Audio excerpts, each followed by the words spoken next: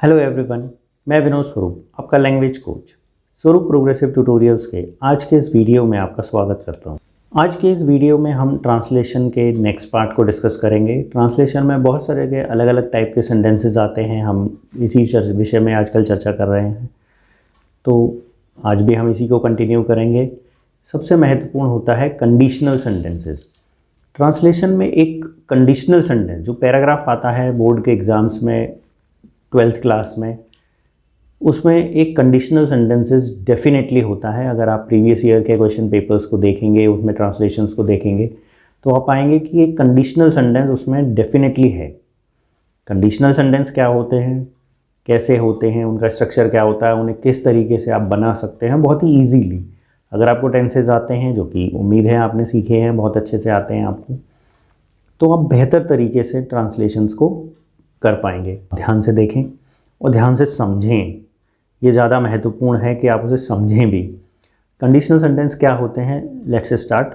The sentence in which two sentences depends upon each other. ऐसे sentences जिसमें दो sentence एक दूसरे पर डिपेंड करते हैं।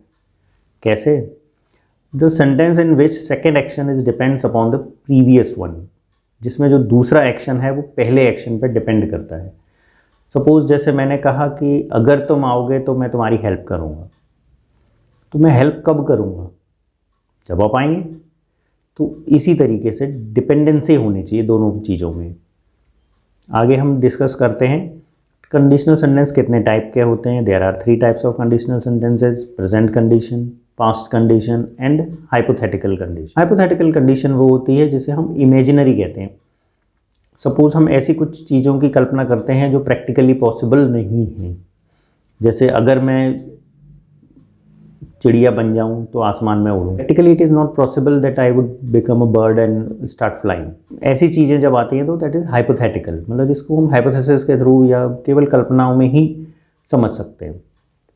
सबसे पहले हम डिस्कस करते हैं प्रेजेंट कंडीशन। प्रेजेंट कंडीशन के लिए हमें जो टेंस का सिस्टम होता है वो होता है present indefinite tense and future indefinite tense. दो टेंस होंगे, एक प्रेजेंट इंडेफिनिट में होगा, एक फ्यूचर इंडेफिनिट में होगा। देख लेते हैं। यदि वह आएगा तो मैं उसकी सहायता करूंगा। ये प्रेजेंट की कंडीशन है। सबसे पहले आप इसे समझें, प्रेजेंट क्या है इसमें। मतलब ये कंडीशन अभी भी लागू हो रही है कि अगर वो अभी आएगा तो मैं उसे पढ़ाऊँगा। यानी अगर वो आ जाए तो मुझे पढ़ाना पड़ेगा, उसकी हेल्प करनी पड़ेगी। हम कभी बहुत सारे कंडीशनल ऑफ़र्स को देखते हैं, कई एडवर्टीज़मेंट आते हैं और वो ये शो करते हैं कि अगर आप इतने रुपए का सामान खरीदेंगे तो आपको ये चीज़ मिलेगी। तो आप पहली कंडीशन फुलफ़िल करेंगे, देन दूसरी कंडीशन एप्लीकेबल होगी। तो ऐसे ही है, यदि वो आएगा तो मुझे हेल्प करनी पड़ेगी। तो अभी ये प्रेजेंट में है, लागू है। तो इसमें if he comes present indefinite है, ही के साथ एस और एस लगेगा, present indefinite. If he comes I will help him, future indefinite, मैं उसकी हेल्प करूँगा। आप इसे इन केस से भी बना सकते हैं। In case he comes I will help him. In case लगाएं, इफ़ लगाएं, तो दोनों ही बातें सेम हैं। इसमें एक चीज़ और भी होती है, वो देख लें। यदि वह नहीं आएगा तो मैं उसकी सहायता नहीं करूँगा, ये नेगेटिव है। नेगेटिव में क्या होता है, इफ़ और नॉट जब मिल जाते हैं तो वो अनलेस का रोल प्ले करते हैं। If he does not come I will not help him. अगर वो नहीं आएगा तो मैं हेल्प नहीं करूँगा। तो इसी सेंटेंस में इफ़ और डज़ नॉट की जगह हम अनलेस का भी यूज़ कर सकते हैं। Unless he comes I will not help him, मतलब अनलेस ही कम्स। अनलेस का मतलब है if he does not come, कि अगर वो नहीं आएगा तो मैं उसकी हेल्प नहीं करूँ। तो अनलेस के साथ नॉट कभी नहीं लगेगा, दूसरे क्लॉज में लगेगा। जिस क्लॉज में अनलेस लगा है उस क्लॉज में नॉट नहीं होगा, ये आप ध्यान रखेंगे। नेक्स्ट आता है पास्ट कंडीशन। पास्ट कंडीशन में क्या होगा, मतलब ऐसी सिचुएशन होगी जो ख़त्म हो चुकी है, यानी अब वो कंडीशन एप्लीकेबल नहीं होती है। और इसमें हम किस तरीके से यूज़ करते हैं इसे, past perfect and future perfect. दो सेंटेंस बनेंगे, एक पास्ट परफेक्ट में होगा, दूसरा फ्यूचर परफेक्ट में होगा। पास्ट परफेक्ट में कैसे होगा, जैसे यदि तुम पास हो जाते तो मिठाई बांटते। अब आप सोच के देखिए, पास हो जाते तो मिठाई बांटते, इट मीन्स कि पास नहीं हुए और मिठाई नहीं बांटी, नहीं मिली ना मिठाई, तभी तो हम कह रहे हैं पास हो जाते तब बांटते। तो अंडरस्टूड है कि वो पास नहीं हुआ है तभी मिठाई नहीं आई, तो पास्ट की बात है। तो इसी में पास्ट परफेक्ट में हम इसे कैसे बनाएंगे, if you had passed you would have distributed sweets.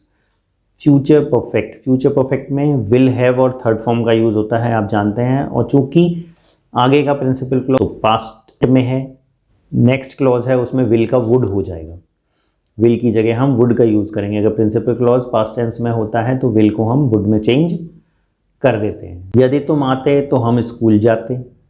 If you had come we would have gone to school. इसमें भी वही if plus not is equal to unless है, आप देख सकते हैं।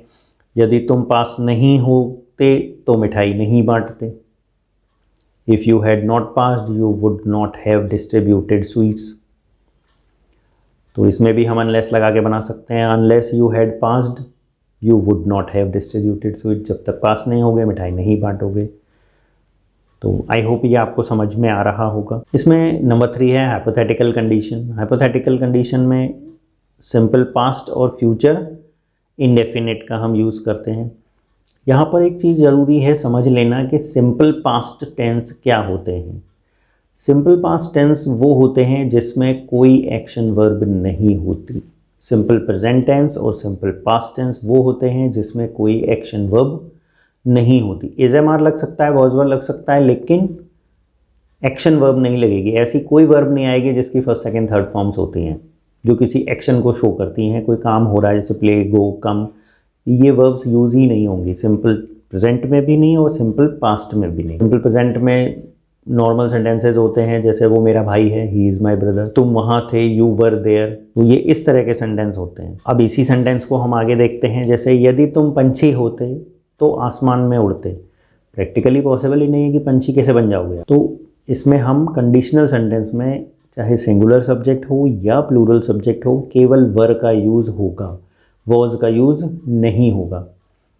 ये रूल है।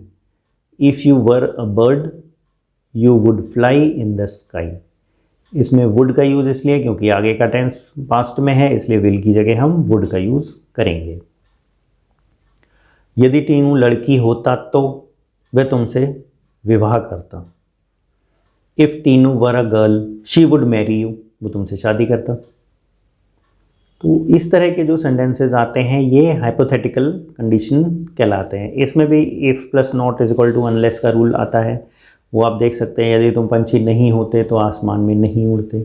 If you were not a bird you would not fly in the sky.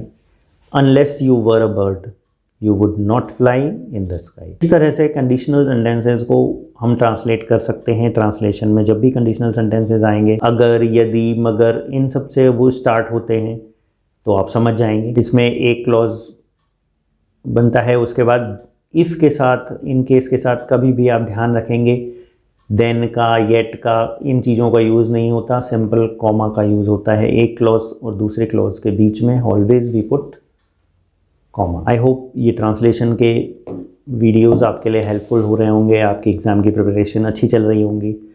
तो अपने एग्ज़ाम्स को बेहतर बनाने के लिए इस समय का सदुपयोग करें। जितना अधिक से अधिक आप सीख सकते हैं, याद कर सकते हैं। याद करने के बाद उसे लिख कर ज़रूर देखें। Whatever you learn please note it down, write it down and check for yourself. खुद एक बार चेक करके देखें कि वेदर यू आर ओके और not, you have done correctly, you have written it correctly और not. तभी आप जब खुद चेक कर लेंगे यू विल बी श्योर कि आपने जो लिखा है वो सही है। तो एग्ज़ाम में कोई गलत कर ही नहीं पाएगा उसे। लेकिन if you are doubtful that whatever I have written that is correct और नॉट, तो दिक्कत आपको हो सकती है। तो अपना 100% दें, अच्छे से तैयारी करें। All the best for your examinations. Videos आते रहेंगे। Keep studying, keep watching, don't forget to subscribe our channel. Thank you.